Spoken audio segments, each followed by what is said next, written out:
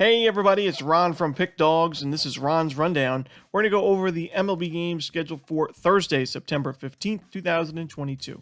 Now, if you like what you see, make sure to give this video a big thumbs up and subscribe to our channel. And don't forget to put your baseball picks in the comments section below. If you're looking for my best bets, you can find those at the Premium Picks tab at Pickdawgz.com. I've always running my $15 MLB best bet, so you can check that out at Pick Dawgz Premium. Alrighty, here we go. Here are the games for Thursday, September 15th. First up, we see a makeup game between the Chicago White Sox and the Cleveland Guardians. We're going to see Lance Lynn and Hunter Gaddis on the mound for this game.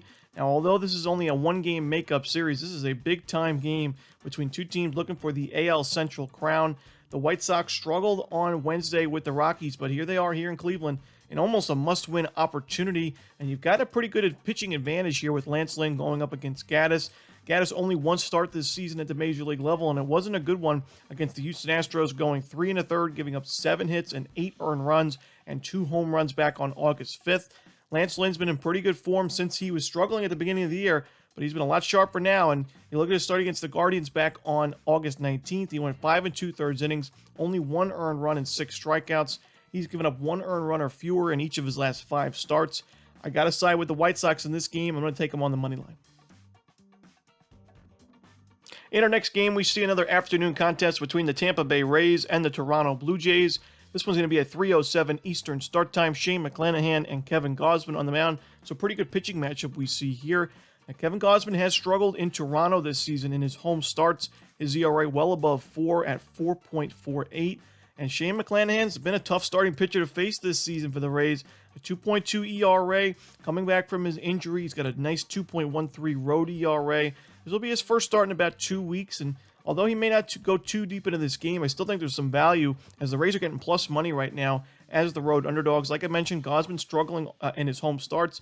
Tampa Bay Rays numbers against righties have been pretty good offensively. I'm going to take a shot here with the road dog in Tampa Bay, getting the plus money on the money line. Next up, we see Noah Syndergaard and the Philadelphia Phillies taking on Mr. Pablo Lopez and the Miami Marlins. We're going to see the Phillies as the road favorites here. And, Noah Syndergaard's faced the Marlins twice this season, once with the Angels and then once with his new team in Philadelphia. And in both starts, not too bad. He's gone 11 innings combined, giving up 4 earned runs. It's had some nice strikeout numbers in those games as well, 12 strikeouts in those innings. So we know the Marlins have struggled offensively. I think Noah Syndergaard puts together a decent outing here.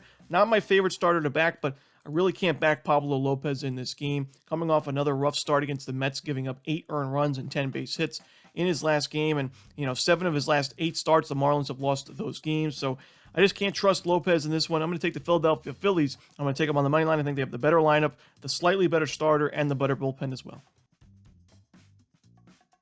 Next up, we see the Oakland Athletics taking on the Houston Astros. Lance McCullers Jr. and James Kaprielian are your starters. Now, as much as I'd like to take a shot here with the road dog in Oakland, I just can't get there with James Kaprielian. He has struggled in his last few starts. He missed his last start as he had an injury on his finger. He cut his finger, but his last 2 starts back on August 25th and August 31st, he went a combined 8 1/3 innings, giving up 14 hits, 13 total runs, 10 of those were earned, a home run, and 7 walks as well. So his control is kind of all over the place. Strikeout numbers, yet again, not there. And I just can't trust him against this really tough Houston Astros lineup, especially when they're playing at Minute Maid Park. And Lance McCullers Jr., a 2.2 ERA, I don't think is going to last much longer. I do think there is some regression to worry about in his game as his control issues have been there, but I still think he's the much better option on the mound. So I'm going to take the Houston Astros and lay the 1.5 runs at home.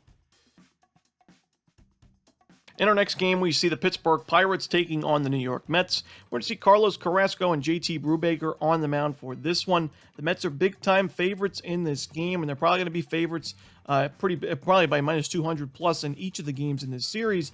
They've struggled with the Cubs. They've struggled with the Pirates in recent years.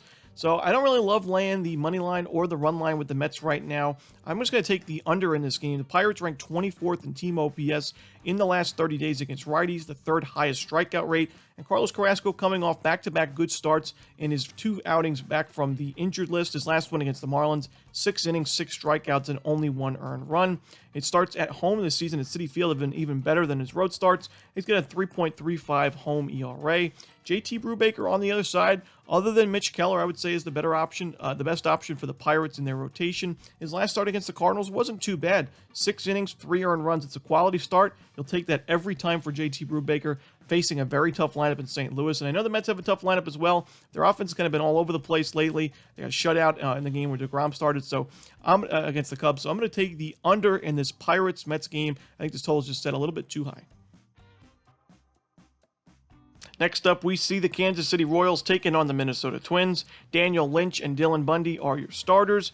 This is the type of game where the value to me is on the road dog, as I just can't see Dylan Bundy being a minus 180 or minus 190 starting pitcher right now, especially when you look at his last start, giving up 7 earned runs and 12 base hits, 3 home runs as well in his last start at home, where he's had better numbers but did not pitch very well last time against the Cleveland Guardians. So I just can't get there with Dylan Bundy laying these kind of odds or even the run line. Daniel Lynch has been okay against the Twins this season. He's faced some 20 innings, about a 4 ERA, not too bad, and I think the Royals bats can get to Bundy for a few runs and keep this game close. So give me the Kansas City Royals plus 1.5 runs on the road. I just can't see Dylan Bundy being this much of a favorite.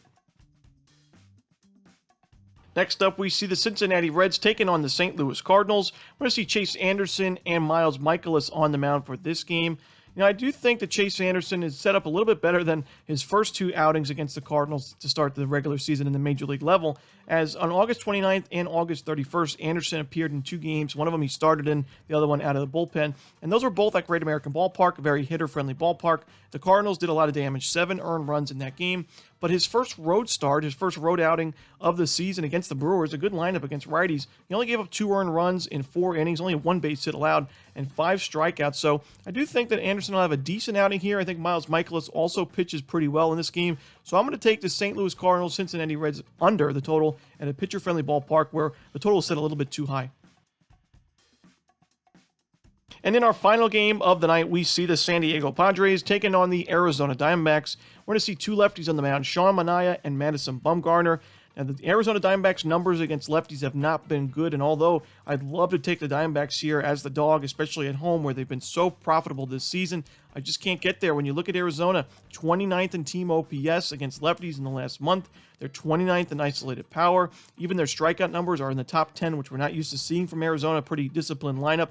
They haven't done it great there. The walk percentage is one of the lower ones in the league. And when you look on the other side, against lefties for San Diego, top 10 in team OPS, top 10 in isolated power, one of the lower strikeout rates in the league. And both of these lefties have had their struggles. Sean Manaea, an ERA above 5.